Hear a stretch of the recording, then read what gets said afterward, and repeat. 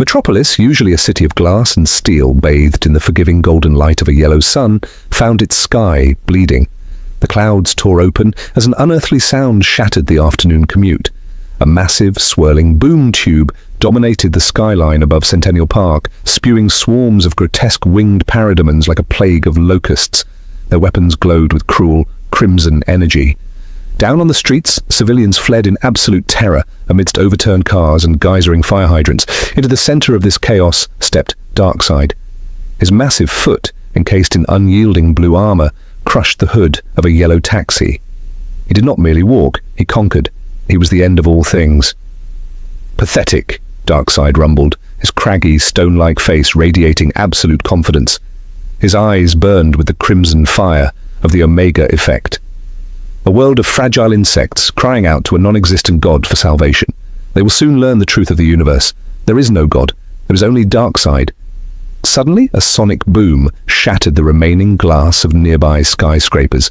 A streak of red and blue cut through the dark apocalyptic clouds, a blazing beacon of defiance. Metropolis had a man who refused to let anyone play God with his adopted home.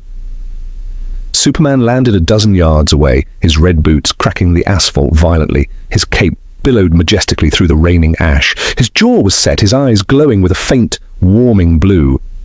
"You're trespassing, Darkseid," he warned. "Turn around, take your monsters with you, or I will throw you back to Apokolips piece by broken piece." Darkseid didn't even flinch. A slow, terrifying smirk crept across his stony visage, the smile of a predator looking at prey.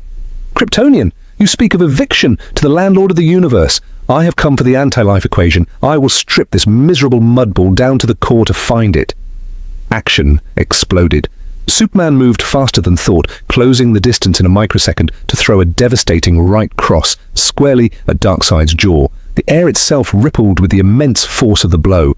Darkseid's head snapped back slightly, but he did not fall. Instead, he caught Superman's secondary punch with one massive grey hand.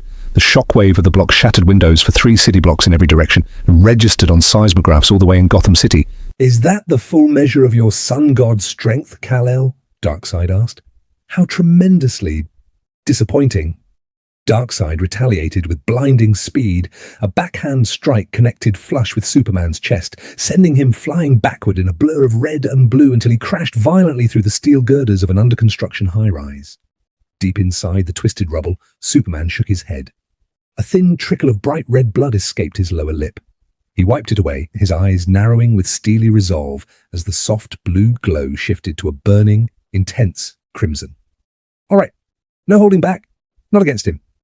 Superman burst from the rubble, flying horizontally straight at his foe. Twin beams of intense heat vision erupted from his eyes, striking Darkseid directly in his thick chest armor. The temperatures rivaled the core of the sun, causing the armor to glow white-hot. But Darkseid simply grunted, his heavy boots digging deep trenches into the pavement as he was pushed back mere inches. Darkseid's own eyes flared with unimaginable power. The terrible jagged beams of the Omega effect blasted forward, zigzagging wildly through the air. Superman engaged in incredible evasive maneuvers, banking off buildings, but the beams tracked him relentlessly. They struck him squarely in the back, exploding with cosmic fury. It was absolute, unyielding agony. The Omega effect didn't just burn flesh, it attempted to erase existence entirely. Superman fell from the sky, crashing hard into a crater in the center of the street. Darkseid approached slowly, methodically, looming over the fallen hero. He raised a giant boot to crush Superman's head. "You are dust, Kal-El. You always were. Your hope is a tragic delusion." Face pressed into the dirt, Superman heard the screams of the city. Miles away at the Daily Planet building, he heard Lois's heartbeat. He remembered exactly why he wore the symbol on his chest. Hope wasn't a delusion. It was a choice he made every single day. His hands slammed into the cracked pavement. Pushing up with legendary strength, Superman caught Darkseid's descending foot, causing the new god's eyes to widen in genuine fleeting surprise. "My hope is the only thing standing between you and my world." With a roar of pure, unadulterated exertion, Superman lifted Darkseid by the foot, swinging the 10-foot-tall tyrant like a colossal bat. He slammed Darkseid into the pavement, spun rapidly, and hurled him toward the still-open boom tube high in the bleeding sky. Superman flew after him, becoming an unstoppable human missile. Catching up mid-air, he unleashed an infinite mass punch, a blow traveling near the speed of light, connecting directly with Darkseid's chest.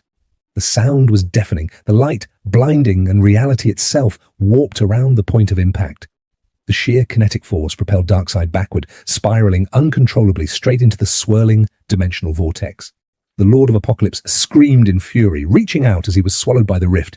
"This is not over, Kryptonian! Darkseid is—" Milliseconds before the rift closed, Superman fired his maximum intensity heat vision at the machinery generating the tube on the Apokolips side.